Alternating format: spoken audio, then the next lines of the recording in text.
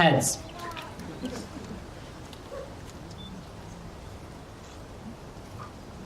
Heads.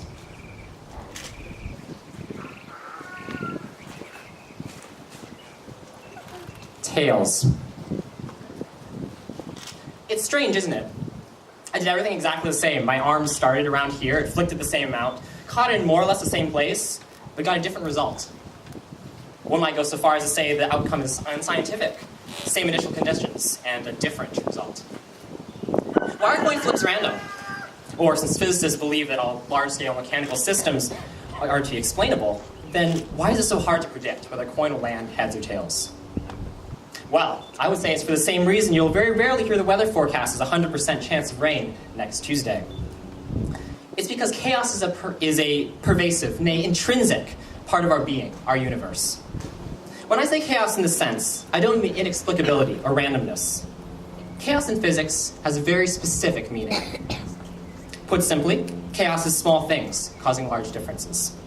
Chaos is the point in weather simulation where a tiny air draft eventually causes a tornado.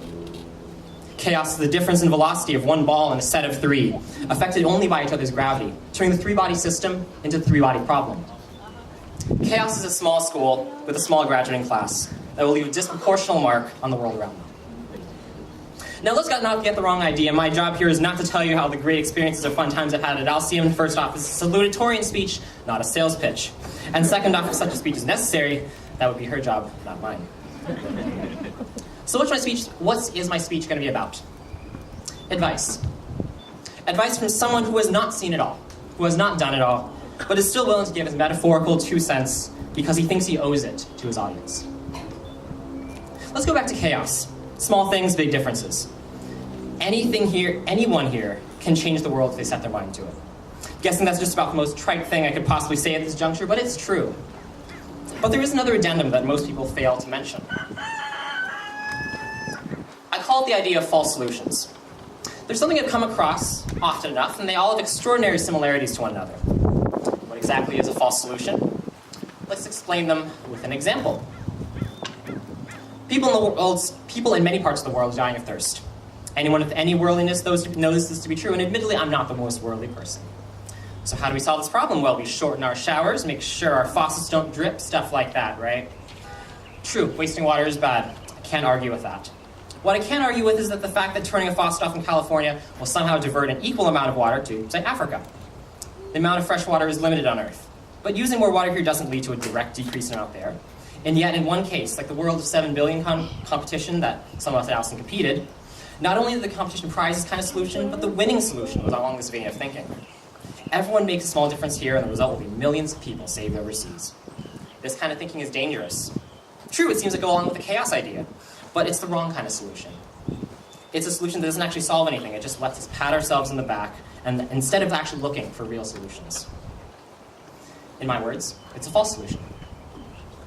Making better water purifiers at lower cost to get to these desperate nations, that's the solution. Building infrastructure to get water to people, that's also a solution. Shortening showers by 5 minutes, not a solution.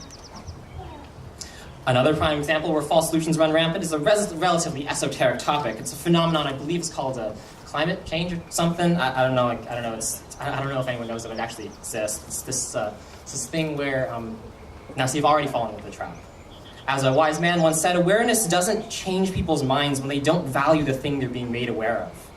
Incidentally, that wise man was me. There's so much proof behind climate change and global warming that those who don't believe it either don't care or have some personal incentive not to believe in it. Thus, climate change awareness falls neatly into this camp of false solutions. Making speeches and posters, conducting rallies, this will not change the opinions of those who stand to gain by not believing. After all, we learned about climate change years ago, it's nowhere close to slowing down. Increasing efficiency of renewable power so it can be more widely utilized. That's a solution. Finding new economies besides mass deforestation for developing nations. That's also a solution. Trying to inform people who either don't care or refuse to care about this issue. Not a solution. What about more social problems? Guns are a problem now. Frankly, there's no denying that. However, show of hands, is there anyone here who's actually pro-gun violence? Yeah, that would have been disturbing if I would have seen any hands. So rallying, making posters, giving speeches, etc., is that really addressing the problem? I can tell you what it is doing. It's allowing us once again to say we tried, to pat ourselves on the back and carry on. I'm not sure how to solve the gun problem, and it's not my place to force politics on you. But I can tell you what hasn't worked. There are so many more examples of this everywhere, from like cancer awareness. Is anyone really not aware of cancer? It's like homeless shelters, where an overwhelmingly large percentage of people are mentally ill, so giving them a place with a roof over their head might help, but doesn't really solve their problem. I mentioned earlier that I owe it to my audience to give you this advice. On September 18th, 2007, a man named Randy Pausch gave a unique speech to his audience at Carnegie Mellon University. He had been diagnosed with terminal cancer and hoped to give some last tidbits of advice before he passed. Needless to say, I watched the whole speech and I thought it was beautiful. One consistent theme was the idea of the head fake.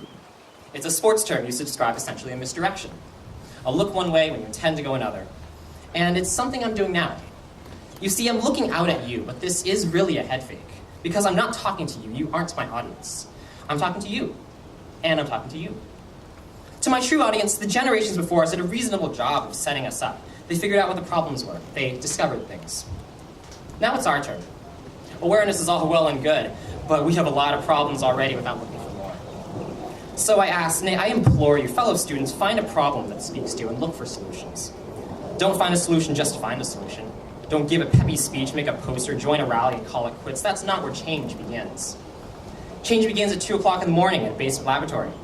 Change begins at that 4th cup of coffee graces the desk.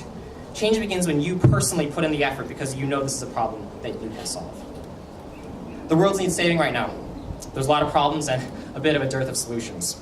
So I ask you, all of you, who among you will decide to be that small gust of wind, that molecule of nitrogen moved into just the right place, that will take the reins of fate and change everything for the better? Thank you.